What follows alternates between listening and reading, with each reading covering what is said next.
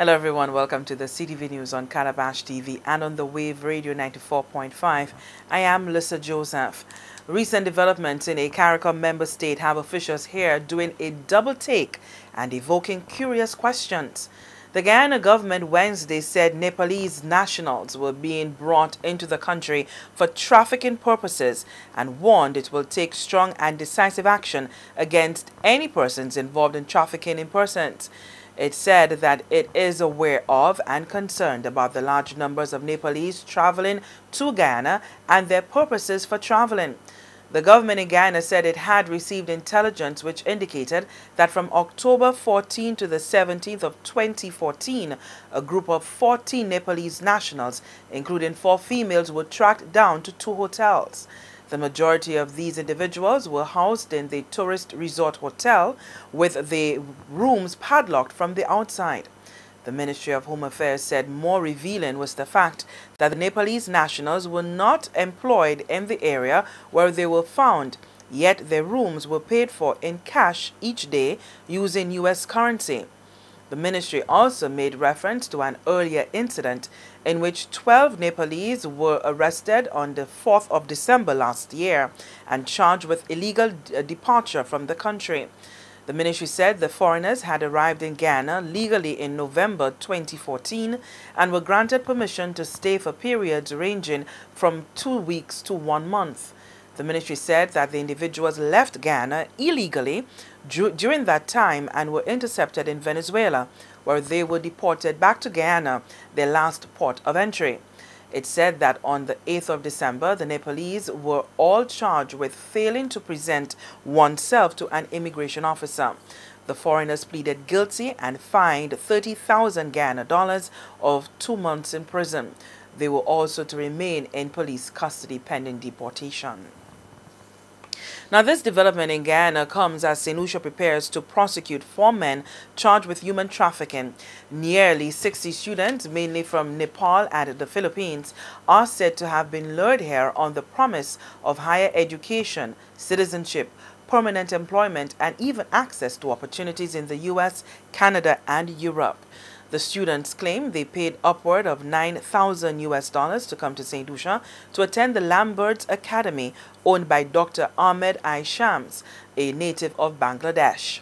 Like Guyana, St. Lucia received a large number of persons from Nepal last September into November as Lambert's opened its doors in Grosley.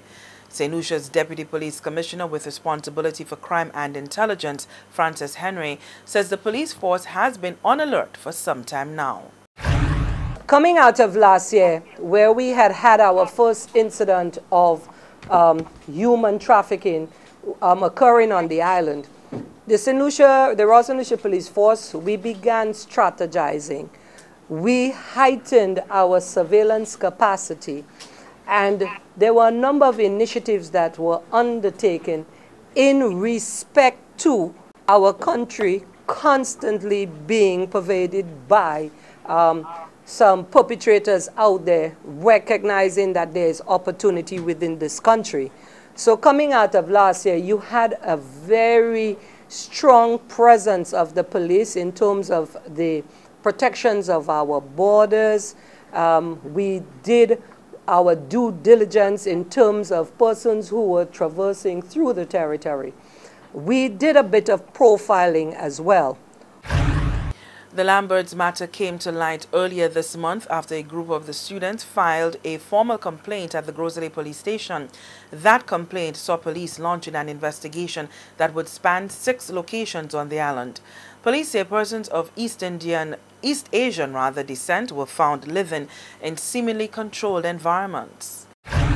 We have seen instances in which specifically their travel documents have been detained, the conditions under which they live in terms of the movements and all of that.